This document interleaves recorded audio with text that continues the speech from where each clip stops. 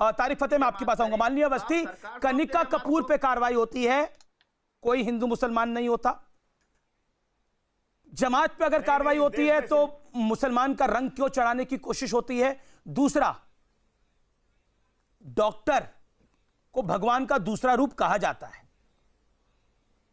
लेकिन उसी डॉक्टर अगर आपकी जान बचाने जाए और उसको पत्थर मारे जाए और क्वारंटाइन सेंटर पे उसको थूका जाए और कहा जाए ये पता नहीं कहां से तमाशा खड़ा हो रहा है, फिर क्या करिएगा?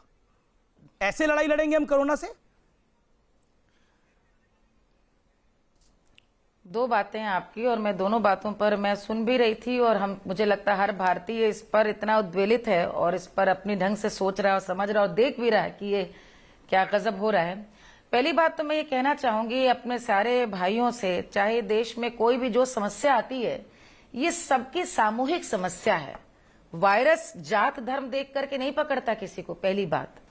इसलिए सभी लोग ये भी समझें कि रोग को रोकने का भी सबका सामूहिक उत्तरदायित्व है। ये कोई जिम्मेदारी एक प्रधानमंत्री की नहीं है। मैं अभी सुन रही थी कि उन्होंने क्यों नहीं रोका, उन्होंने क्यों नहीं फरवरी से किया, जनवरी। अरे भाई, जब प्रधानमंत्री ने देश के नाम संदेश दिया था तो हिंदू मुस्लिम करके नहीं दिया था, पूरे राष्ट्र का संबोधन था और सबके लिए था कि आप एक जगह पे नहीं रहेंगे और यदि घर में 3-4 लोग हैं वो भी सोशल डिस्टेंसिंग में रहेंगे। बात सिर्फ इतनी सी हो रही है। एएनआई ने जो रिलीज किया है, दिल्ली पुलिस ने अपना वीडियो, उसमें 23 तारीख को कहा है कि स्पष्ट बात हुई है। उन्होंने उसमें कहा कि कुछ ही लोग हमारे 100-150 लोग रह गए हैं और हम सब ने देश के सामने देखा है कि 2100 लोग तो शायद आज सुबह निकले हैं और पूरे देश भर में लोग यदि थे भी, और बार बार कह रहे हैं कि सरकार को हमने बता दिया, बड़ी अच्छी बात है, जिम्मेदारी थी। यदि ऐसी कोई मजलिस चल रही थी जिसमें विदेश से भी लोग आए हुए थे और अचानक लॉकडाउन हो गया, समझा जा सकता है।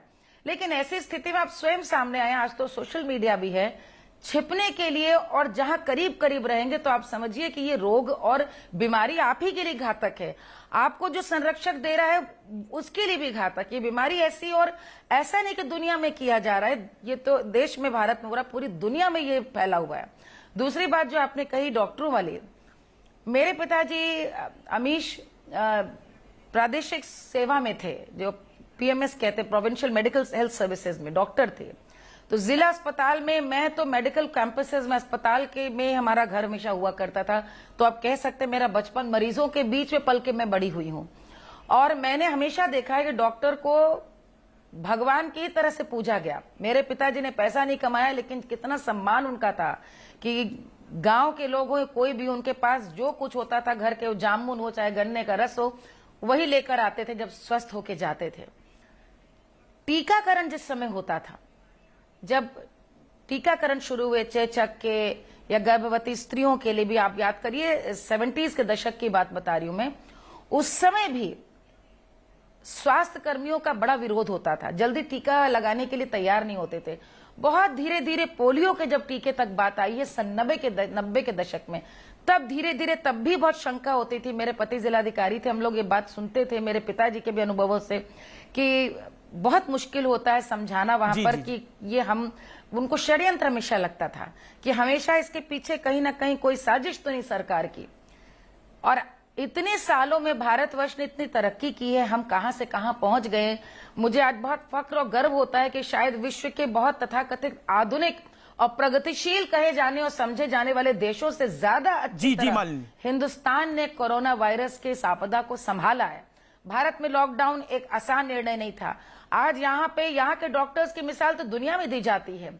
जिस समय हम और आप घर से बाहर नहीं निकल रहे हैं और मास्क पहन के निकल रहे हैं, वहां पे डॉक्टर जान की पे खेल कर, और पुलिसकर्मी भी, यदि आपके लाभ के लिए देवदूत बन के आपकी गली में जा रहे हैं, तो जिस प्रकार का ये लिंचिंग है, मैं इसलिए लिंचिंग शब्द का इस्तेमाल कर रही हूं क्योंकि भारत को बड़ा बदनाम किया है एक समय में, लेकिन ये लिंचिंग है जो हम लोगों ने देखा है इंदौर में दृश्य, जो हमने देखा है मुंगेर में दृश्य, जो हमने कर्नाटक में, ये लिंचिंग है। और आज मैं देख रही थी डॉक्टर जकिया को बोलते हुए आज एक चैनल पे, और उनको मुझे सलाम करते हुए जी आया कि उन्होंने कहा कि हमको यहाँ पे प्रोटेक्शन मिला है, हम बिल्कुल नहीं डरे, हम कल फिर जाएंगे।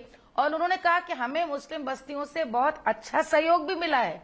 कुछ महिलाएं थी जो हमारे सहयोग कर रही थी, लेकिन न जाने कैसे अचानक जैसे कोई अफवाह आई, मैं सिर्फ ये कहना चाहूंगी कि आज पढ़े लिखे शिक्षित समाज में जहां आपको सोशल मीडिया से ये दिख रहा है कि 5000 से ऊपर मौतें अमेरिका जैसे देश में हो चुकी हैं, इंग्लैंड में कल एक दिन में 550 मृत्यु हुई, वहां पर हिंदुस्तान में हम जब वायरस के इस प्रकोप को नियंत्रित कर रहे हैं, कृपा करके इसमें सहयोग करें। न मीडिया न देश की सरकार, कोई हिंदू मुस्लिम नहीं कर रही। और आप भी कृपया मेरे सभी मुस्लिम भाइयों से बहुत हाथ जोड़ करके आदर पूर्वक ये निवेदन है, संवेदनशील जाति धर्म को होकर मत होइए। सिर्फ भारतीय जी अबू आजमी कुछ कहना चाह रहे हैं। देन तारिक फतेह का ऑडियो हमारे पास आ रहा है अभी, मैं फिर तारिक फतेह का रुख कर सकता हूं। अबू आजमी कुछ कहना चाह रहे हैं। अबू आजमी कुछ कहना चाह रहे हैं। अबू आजमी